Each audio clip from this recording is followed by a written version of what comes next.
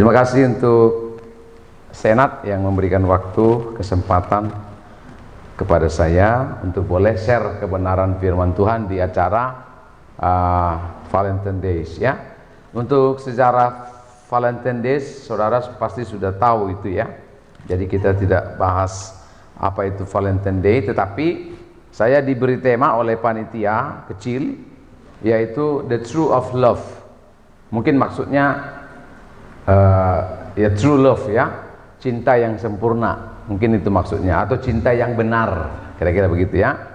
Nah, kita teks yang diberikan kepada saya adalah Efesus pasal yang keempat ayat 2 sampai 3. Saudara, mari kita baca teks tema kita, The True of Love, cinta yang benar ya. Efesus pasalnya yang keempat ayatnya yang kedua sampai ayatnya yang ketiga. Ini tema ini menarik karena kebanyakan cinta di dunia ini cenderung tidak benar, membabi buta namanya. Kalau anak muda sudah jatuh cinta, you have a love, feeling of love, jatuh cinta, pada saat itu kamu disebut tuli dan buta. Biasanya begitu. Apa saja nasihat orang tua tidak didengar dan cenderung pikiran kosong. Benar tak?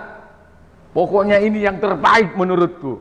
Padahal 3 bulan lagi orang yang Anda cintai menyakiti Anda. Nah itu dia. Nah, cinta yang berasal dari dunia itu cenderung buta. Cintanya besar tetapi tidak benar. Gitu loh.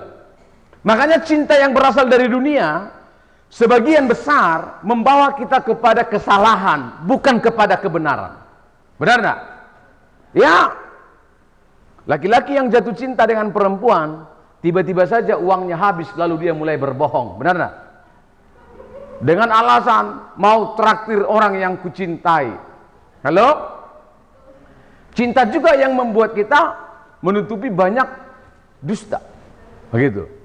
Nah, tetapi menarik tema kita, cinta yang benar. Ya, the true love, cinta yang benar. Efesus pasal yang keempat ayat 2 sampai 3. Hendaklah kamu selalu rendah hati, lalu apa? Lemah lembut dan sabar. Tunjukkanlah kasihmu dalam hal saling membantu.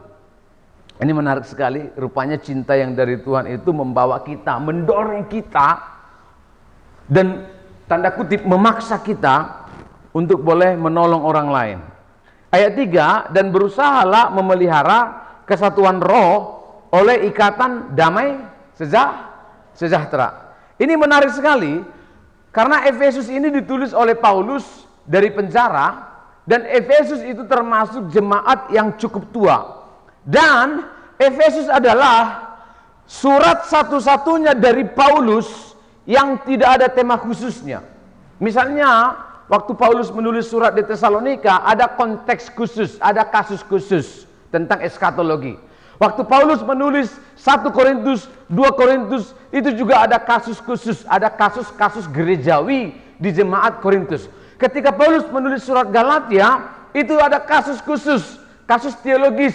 Orang-orang Yahudi yang percaya kepada Yesus mempertanyakan apakah mereka masih harus melakukan hukum Taurat atau hukum nenek moyang yang sudah diajarkan oleh Musa. Maka para sarjana perjanjian baru mengatakan bahwa surat Efesus ini adalah surat doktrinal yang umum dan memuat banyak isu sistematika. Salah satu teolog abad 16 namanya Jehni mengatakan bahkan seluruh doktrin sistematika bisa dilihat di Efesus. Ada kristologi di sana, ada pneumatologi di sana, ada proper di sana, ada soteriologi atau tema-tema yang lain. Nah, kalau saudara lihat di pasalnya yang pertama sampai pasalnya yang kedua, ini membahas tentang isu-isu teologis kristologi. Bagaimana Kristus di situ, penebusan Kristus itu menjadi sangat utama, dan bagaimana penerapan penebusan Kristus itu dalam konteks soteriologi, saudara-saudara. Nah, lalu pasal 2 itu seperti hasil-hasil karya Kristus bagi orang percaya. Nah, ini masih isu teologis. Pasal 1, pasal 2 sampai pasal 3 ini masih isu teologis. Misalnya pasal 3 itu tentang hikmat Allah melalui gereja. Lalu pasal 3 ayatnya yang ke-14 sampai 21 tentang orang percaya yang pasti memiliki dan menerima kepuasan dan penghiburan di dalam Roh Kudus. Nah, lalu ini menarik. Ini mirip dengan surat Roma. Surat Roma itu pasal 1 sampai 11 itu isunya isu doktrinal, isu teologis. Tapi begitu pasal 12, boom, itu masalah praktis, masalah sosial. Nah, Efesus pasal 4, ini sudah masuk isu-isu praktis. Kalau beberapa sarjana perjanjian baru mengatakan isu-isu sosial. Dari pasalnya yang keempat sampai pasalnya yang kelima ayat 15 sampai 21. Nanti pasal 5, ini hubungan orang percaya dalam konteks yang lebih kecil, yaitu hubungan dalam rumah tangga. Benar tak? Maka di pasal 5 itu dijelaskan bagaimana hubungan antara suami dengan istri, istri dengan suami, lalu anak dengan orang tua. Nah, kemudian pasalnya yang ke-6 itu tentang, ini pasal terakhir, ini tentang peperangan orang percaya. Bagaimana kita melawan kekuatan-kekuatan spiritual yang ada di dunia ini.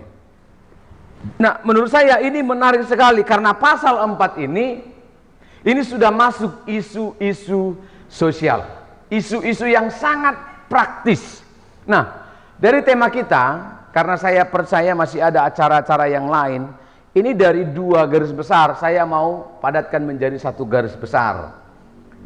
Jadi yang pertama, saudara-saudara, sebenarnya nggak yang pertama lagi kan, yang pertama dan terakhir. The true of love itu ciri-cirinya, cinta yang benar itu adalah cinta yang mengubahkan dan menyatukan. Bersama dengan saya katakan, cinta yang mengubahkan dan menyatukan.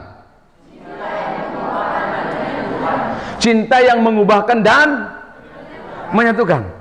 Nah, kalau saudara tadi membaca ayatnya yang kedua, pasal pertama, pasal 2, pasal 3 ini berbicara teologis, bagaimana Yesus mati menebus orang-orang percaya. Nah, di pasal 1 menarik sekali karena Paulus mencoba mengingatkan siapa orang-orang atau jemaat di Efesus, bagaimana manusia lama mereka. Paulus berkata, engkau ini dahulu adalah orang-orang yang sesat, engkau ini adalah orang yang najis, engkau ini busuk, engkau ini jahat, engkau ini jalanmu gelap, tidak ada yang benar, tidak ada yang kudus, tidak ada yang suci, engkau najis dan dipenuhi oleh kesesatan. Itu kata Paulus di pasal pertama, pasal kedua, pasal ketiga secara doktrinal. Dan sebenarnya Paulus tidak sedang ingin menghakimi jemaat di Efesus. Paulus ingin mengatakan kamu dan aku ini sama, podoai, sama saja, bahwa kita memiliki perjalanan hidup yang sangat mengerikan. Kira-kira itu. Nah, tapi sekarang Kristus telah mengubahkan kita. Maka tadi saya sebut cinta yang benar adalah cinta yang mengubahkan dan menyatukan. Mengubahkan dalam arti bahwa ada kuasa dalam Injil yang mentransformasi. Saya mau katakan ini ya, untuk semua orang Kristen. Mari kita coba meneliti lebih dalam apa itu definisi dan konten atau hal apa yang terkandung dalam Injil. Benar enggak? Coba lihat dalam konteks di Indonesia. Mayoritas kota-kota yang adalah Kristen itu kebanyakan gaya hidupnya tidak ada yang berbeda sebelum dia menjadi Kristen dan sesudah dia menjadi Kristen, dan bahkan kadang-kadang lebih parah gaya hidupnya.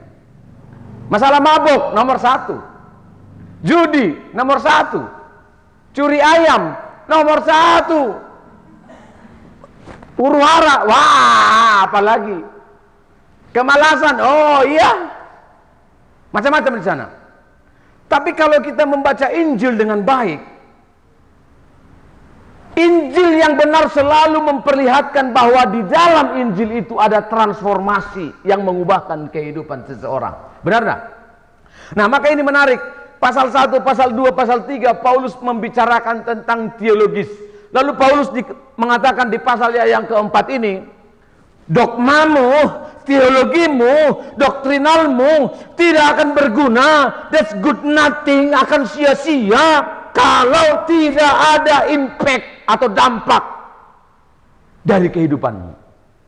Maka kasih itu harus mengubahkan.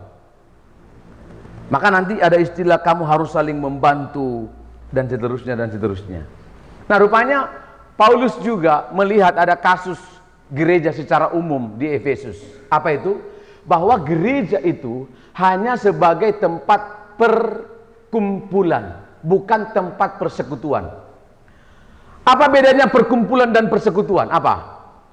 Kalau perkumpulan, kita ada dalam tempat yang sama, di waktu yang sama, melakukan kegiatan yang sama, tapi belum tentu kenal satu dengan yang lain. Benar enggak? Benar enggak? Ya, itu namanya perkumpulan. Melakukan kegiatan yang sama, di waktu yang sama, di tempat yang sama, tapi belum tentu ada koneksi antara satu dengan yang lain. Mungkin kasus itu bisa juga terjadi di Efesus. Maka Paulus berkata, mana kasihmu? Mana dampak dari kasihmu? Mana impact dari teologimu, dari dogmamu? Kira-kira itu yang saya lihat dari konteks pasal 4 ketika Paulus membicarakan hal-hal yang sangat praktis dalam surat Efesus. Nah, ini menarik karena di ayat 1 ada kata dipanggil. Ini ada kaitannya. Penebusan Kristus dengan orang percaya yang dipanggil itu ada kaitannya. Amin. Apa kaitannya?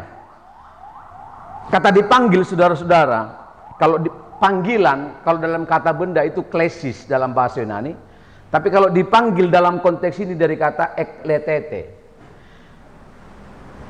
dari kata dasar kaleo juga dipanggil eklesia itu. Tapi di sini ada penekanannya. Dipanggil untuk sesuatu yang jelas.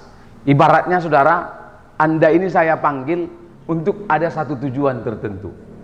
Nah, dipanggil untuk misi tertentu. Nah, kira-kira gitu. Ayat 1 itu dikatakan, nanti ayat 4 juga dimunculkan itu. Dipanggil dengan diberi sebuah tujuan. Rasul-rasul, murid-murid ketika diutus oleh Tuhan, selalu misinya adalah untuk mentransformasi. Mentransformasi apa? Jiwa. Amin ya. Itu sebabnya kawan-kawan, pemuritan itu menjadi penting. Saya ulang, pemuritan itu menjadi sangat penting. Kalau misalnya ada orang percaya kepada Yesus, lalu dia ke gereja, itu belum bisa disebut sebagai murid. Kenapa? Definisi murid, matetes dalam bahasa Yunani ada dua. Pertama, mengikuti gurunya dari belakang. Yang kedua, meniru atau melakukan apa yang dilakukan oleh gurunya secara persis. Amin ya. Jadi kalau saya ke gereja dan tidak mengajar, tidak memuridkan, itu belum disebut sebagai murid. Tidak ada dampak dari kehidupan saya kalau saya hanya pergi ke gereja. Oh, tapi saya tambah pintar, Pak. Saya tambah paham Alkitab, Pak. Apalagi? Saya tambah dewasa, Pak. Haleluya. Saya tambah rohani, Pak. Oh, praise the Lord. Makin jago saya kalau baca Alkitab, Pak. Tanpa baca pun sudah hafal saya, Pak. Oh, haleluya, luar biasa. Tapi kalau hanya sampai di situ, tidak ada hal yang berdampak apa-apa, benar enggak? Itu ibarat emas ditaruh di dalam gudang. Ilmu yang engkau terima di sini itu penting sekali. Injil yang kita dengarkan dan kita hidupi itu penting. Tetapi perlu ada namanya apa? Mentransformasikan orang lain melalui kebenaran Injil yang kita terima. Nah, coba kita lihat 4 istilah di sini. Mengapa saya mengatakan kasih yang benar itu, cinta yang benar itu adalah cinta yang apa? Mengubahkan dan menyatukan. Ada kata di sini, hendaklah kamu selalu rendah hati. Rendah hati di sini dari kata tapenoprones Ini ini ini ada hubungannya dengan, karena istilah ini digunakan pada abad pertama, artinya kerendahan hati pada abad pertama itu ini digunakan biasanya kepada budak-budak yang statusnya rendah pada saat itu. Budak-budak yang statusnya rendah. Dan memang penggunaan ini dalam Filipi pasal 2 ayat 3 juga digunakan oleh Paulus. Bahwa namanya rendah hati itu kita harus menganggap lebih rendah dibandingkan persekutuan atau komunitas atau pekerjaan Tuhan. Saya ulang. Rendah hati pada abad pertama diartikan saya ini lebih rendah jika dibandingkan kepentingan yang lebih besar. Nah, kira-kira begitu. Apakah ini sesuai dengan tema teologis dari Kristologi? Oh ya. Coba. Yesus kurang direndahkan apa? Bapak Ibu, teman-teman. Ia begitu direndahkan sampai disebut bahkan lebih hina dari manusia. Lebih rendah dari segala makhluk yang ada di dunia ini. Ada muatannya rendah hati, ada muatannya tidak menganggap diri lebih tinggi dibandingkan kepentingan yang lebih besar. Dan ini ialah yang menyatukan, saudara-saudara. Poin ini menurut saya akan bisa menyatukan dimanapun kita berada. Hamba Tuhan yang rendah hati, dia akan dipakai oleh Tuhan dalam komunitas-komunitas. Amin ya? Amin. Lalu ada istilah yang kedua, hendaklah kamu selalu rendah hati, lalu apa? Lemah lembut. Memang dalam bahasa Yunani kata lemah lembut di sini bukan seperti lemah lembut wanita Solo. Kata lemah lembut di sini itu prautos. Lebih kepada orang yang dulunya liar menjadi lembut hatinya dan cepat lunak hatinya untuk diubahkan. Kalau istilah lemah lembut zaman sekarang, apalagi kalau putri Solo, lemah lembut itu kan hubungannya dengan apa? Gaya bicara, gaya berjalan, benar nak?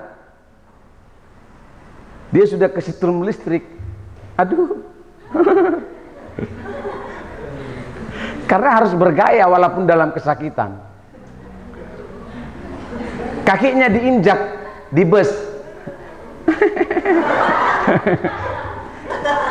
Nah, itu lebih kepada apa? Gaya atau style body language atau gaya bahasa tubuh. Bukan itu yang dimasukkan di sini, lemah lembut. Lihat saya, ini penting sekali. Ketika Yesus berkata, tirulah aku ini lemah lembut. Gaya bicara Yesus tidak lemah lembut. Dia bilang kepada Petrus, "Hai iblis." Dia jungkir balikan orang-orang yang melakukan dosa dan kesesatan di bait Allah. Benar atau tidak? Apakah itu lemah lembut? Tidak. Lemah lembut yang dimaksud dalam Alkitab adalah orang yang dulunya liar, orang yang dulunya keras, sekarang dia menjadi jinak, sekarang hatinya lembut. Nah, lihat saya.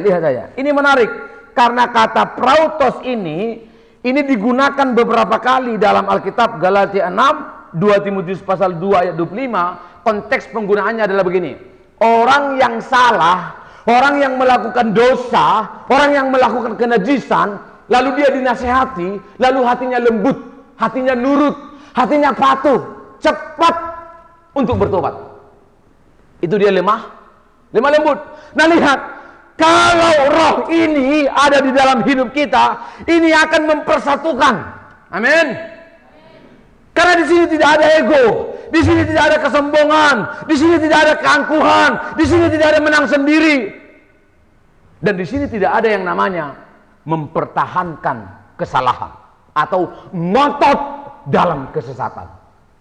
Kalau bahasa Medan bilang jugul kali. Tahu jugul?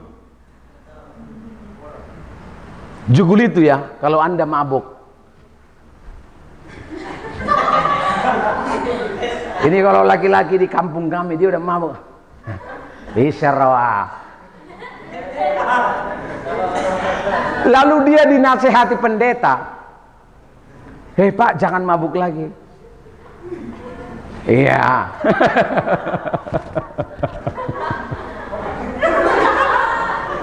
Tapi kan kalau mabuk juga bisa memuji Tuhan.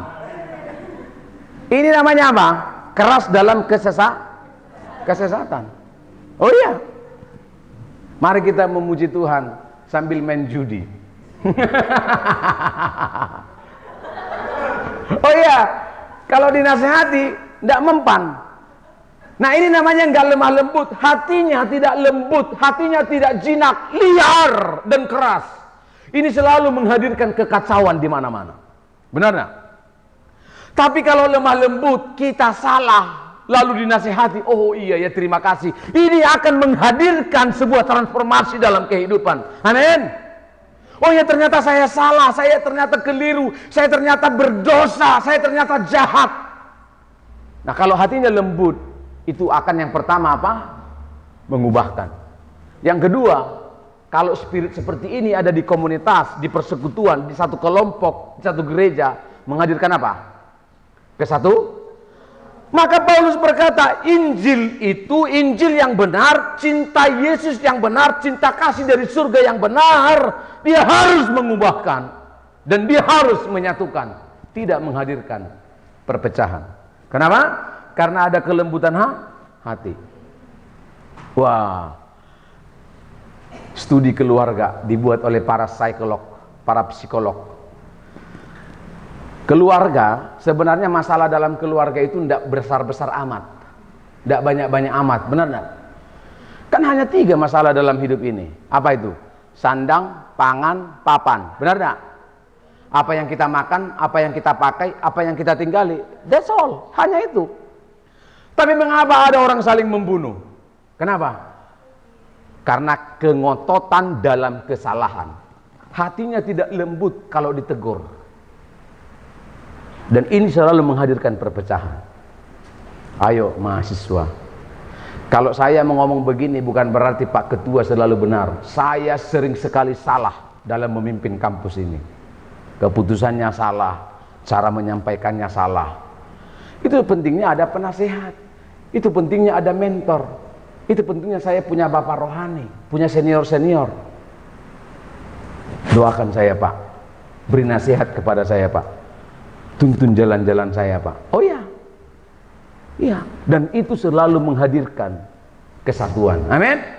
Cinta yang benar tidak menghadirkan kekacauan, tapi selalu menghadirkan persatuan. Coba sekarang koreksi ya, koreksi 1 menit.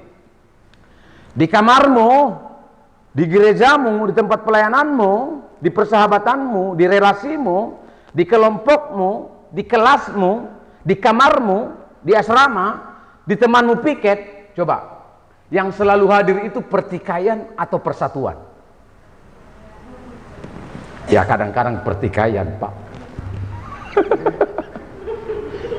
Saya lihat lebih sering pertikaian dek.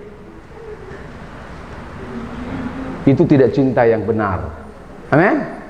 Tema kita the true of love, cinta yang benar. Cinta yang benar selalu menghadirkan kesatuan. Benar tak? Coba secara teologis, kalau kita hubungkan ini dengan kristologi dan soteriologi, coba kita lihat. Kematian Kristus membawa manusia yang jauh dari Allah dekat kepada Allah. Benar tak?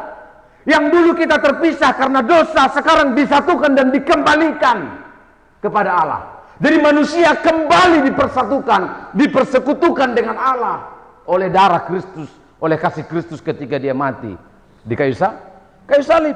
Jadi kasih itu selalu mempersatukan yang hancur, selalu membuat sesuatu yang hancur, yang remuk menjadi bagus, menjadi indah. Ayo mari dong. Kalau ada yang masih kacau-kacau dalam relasi Anda, persahabatan Anda, itu pasti bukan dari kasih Kristus.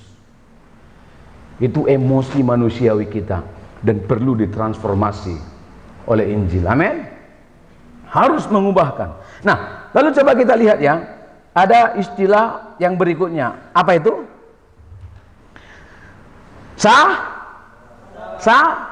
Sabar. Nah, ayat yang ketiga, dan berusahalah memelihara apa? Kesatuan roh oleh ikatan damai sejahtera. Nah, tunjukkanlah kasihmu dalam hal apa? Saling apa? Saling apa saudara? saling membantu, saling sabar gundul. Saling membantu. Dalam bahasa Yunani yang saya lihat, ini menarik sekali. Ini kata anekomenoi. Ini bisa juga diartikan menanggung dosa, menanggung kesalahan. Ya, karena kata anekomaina ini juga digunakan. Saya coba lihat 1 Korintus 4 ayat 12, 2 Korintus 11 ayat 1, dan beberapa teks yang lain yang ada hubungannya Kristus menanggung dosa orang lain. Tunjukkanlah kasihmu dalam hal saling membantu, menanggung kesalahan orang lain. Wah, ini menarik sekali ya. Menarik sekali. Dan ini cinta yang benar, cinta yang dari Yesus. Rela bersama-sama menderita dengan orang yang kita kasihi. Saya sudah mengalami ini, Dek, karena saya sudah punya anak. Waktu anak saya bagi rapot, kan saya yang ke sekolah. Lalu gurunya memberikan penalti kepada anak saya. Pak, anak bapak gini. Kau saya ceritakan ya. Nanti Anda ketemu dengan Christopher, Anda bilang lagi, bapakmu bilang kamu ini loh. Pokoknya ada kesalahan-kesalahan yang dibuat anak saya di sekolah. Dan saya harus dengan tegar dan berdiri tegak menanggung dosa itu. Karena apa? Itu representasi dari saya. Kalau anak saya salah, itu karena saya kurang mendidik. Jadi saya benar-benar pada saat itu merasa mungkin seperti inilah Yesus menanggung kesalahan kita ya. Jadi saya malu sekali. Karena saya pakai batik bagus, bawa mobil ke sekolah. Dan yang menghakimi sarjana pendidikan. Sedangkan saya dokter.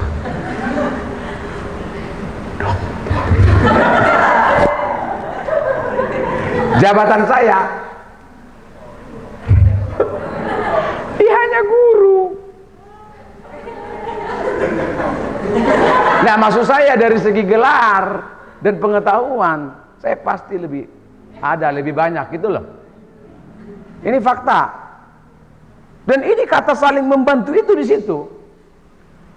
Relalah kita menanggung kesalahan, bukan kita masuk penjara maksudnya, bukan. Tapi kalau ada dalam komunitas, ada kesusahan-kesusahan, rasakanlah kesusahan itu maksudnya. Coba rasakanlah kesusahan itu. Dan itu adalah cinta yang benar. Nah, saya ingin membacakan beberapa penafsiran dari beberapa pakar tentang 4 istilah ini ya. Istilah yang pertama tadi apa? Rendah hati. Yang kedua, lemah lembut, sabar, dan tunjukkan kasih. Yang dari 4 istilah ini, saya mengatakan tadi apa? Cinta yang benar itu adalah cinta yang mengubahkan dan menyatukan.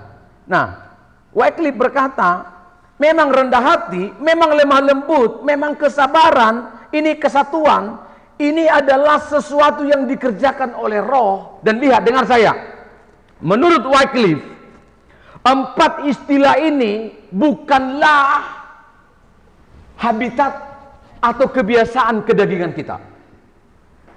Karena ini pekerjaan roh, ini terasa asing bagi kemanusiaan kita. Benar enggak? Sabar, ini bukan my style, ini sabar ini. I don't like it. Saya enggak suka dengan barang ini.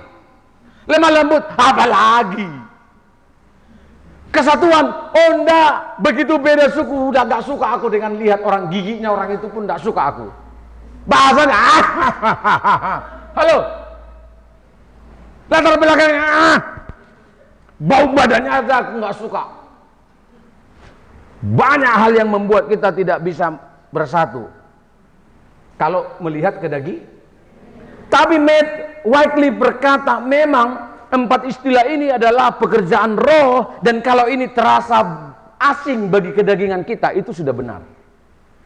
Maka melakukan 4 hal ini tidak pernah mudah, karena ini bukan natur kita, tapi Allah yang berkarya dalam kehidupan kita. Matthew Henry, dia berkata begini, 4 hal ini adalah pekerjaan Allah, dan ini berasal dari Allah. tapi tugas kita untuk menjaga. Saya ulang. Jadi Matthew Henry berkata, apa? Rendah hati, lemah lembut, kesatuan, ini produk ilahi dari surga, ini karya Allah, ini berasal dari Allah. Tetapi ada tanggung jawab manusia, satu, menjaga. Bro, kalau di kampus ini Tuhan sudah hadirkan kesatuan hati, kekompakan, itu bukan hasil dari Pak Ketua, itu bukan dari Pak Pembina, itu bukan dari Bu Rode, itu pekerjaan Allah. Lalu apakah kita lalu diam-diam saja? Enggaklah, nanti kita kompak-kompak sendiri. Bagian kita menjaga api Tuhan terus menyala, menjaga kasih Tuhan terus hangat. Dan ini tidak mudah, karena kita orang yang sangat cepat bosan, benar tak? Tugas kita menjaga, kawan. Jaga supaya kehangatan dalam asramamu tetap baik, amin. Jaga hal-hal yang sudah bagus. Jaga kelasmu dari kebersihan. Hei, tembok yang sudah bagus itu datang dari Tuhan, artinya itu berkat dari Tuhan. Tugas kita menjaga hal-hal yang bagus yang sudah dibuat oleh Bapak Ibu dosen, itu berkat dari Tuhan. Tugas kita menjaga. Nah, ini menarik sekali. Dr. Utley berkata, kelemah lembutan ini menunjukkan kepada orang liar yang sudah dijinakkan, seperti tadi yang sudah saya sampaikan. Dan ini menarik sekali. Jadi cinta itu cinta yang apa? Mengubahkan dan menyatukan. Cinta Tuhan itu keren sekali loh. Cinta Tuhan itu keren sekali. Karena begitu besar kasih Allah akan dunia ini, sehingga Ia mengaruniakan apa? Anaknya yang tunggal. You tahu enggak? Dalam bahasa Yunani, kata besar itu tidak ada dalam bahasa Yunani. Dalam terjemahan kita, mengapa dimunculkan itu kata besar? Kata besar dalam bahasa Yunani itu mega, agung, big, besar. Tapi itu tidak ada dalam teks bahasa Yunaninya. Yang ada hanyalah agapau, demikianlah Allah mengasihi dunia ini. Tetapi mengapa dalam terjemahan kita bunyinya? Karena begitu. Penterjemah LAI mencoba mendramatisir, makanya ditambahkan kata begitu. Kata begitu juga dalam bahasa Yunani tidak ada. Hanya ada kata gar, karena atau supaya, atau demikianlah. Tapi kenapa ditambahkan kata besar? Karena dalam sepanjang sejarah belum pernah ada kasih yang seperti itu. Maka penterjemah LAI mencoba mendramatisir supaya kasih yang seperti ini, kasih ini harus dimaknai secara berbeda. Ini bukan kasih yang normal, ini bukan kasih yang umum, ini belum pernah ada dalam sepanjang sejarah. Apa itu? Merelakan anaknya untuk mati demi orang lain. Kasih yang ada pada saat itu yang umum, membunuh orang lain demi anaknya. Tahu maksudnya? Halo? Melakukan apa saja demi anaknya selamat. Kasih pada saat itu begitu, dan sampai sekarang juga begitu, benar gak? Tapi ini berbeda kasih yang ini. Kalau yang ini malah mengorbankan anaknya demi orang lain. Dan orang lain itu bukan orang yang baik, bukan orang yang suci, bukan orang yang kudus, bukan orang yang sudah mengenal Allah, tapi orang yang najis, orang jahat, orang yang busuk, sampah banyak dalam dirinya, tidak berguna. Luar biasa kasih yang seperti ini. Dan kasih yang seperti inilah yang harus mentransformasi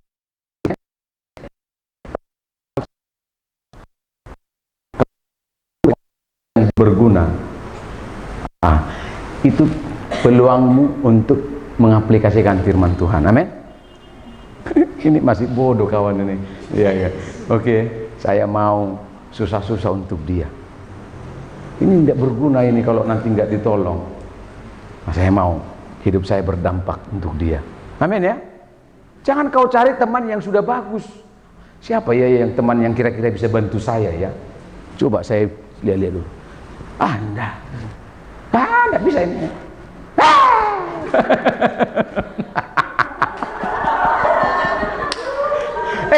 Itu cinta yang dari dunia ini, benar enggak? Kalau berguna ditemanin, kalau tidak disingkirkan. Kalau cinta dalam Alkitab sebaliknya. Orang-orang yang tidak berpengalaman, orang-orang yang bodoh, orang-orang yang tidak berguna dipanggil oleh Kristus supaya hidupnya berguna. Ini yang saya sebut tadi, cinta yang mengubahkan orang. Jadi indikator hidup kita berguna itu sangat gampang. Dalam komunitasmu, coba kehadiranmu mengubahkan enggak? Ya. Kalau enggak mengubahkan apa-apa, dipertanyakan itu. Atau mengubahkan yang negatif. Ya, contohnya orang ini udah bagus-bagus mereka, baik-baik mereka, senyum-senyum. Begitu saya datang, mereka menderita.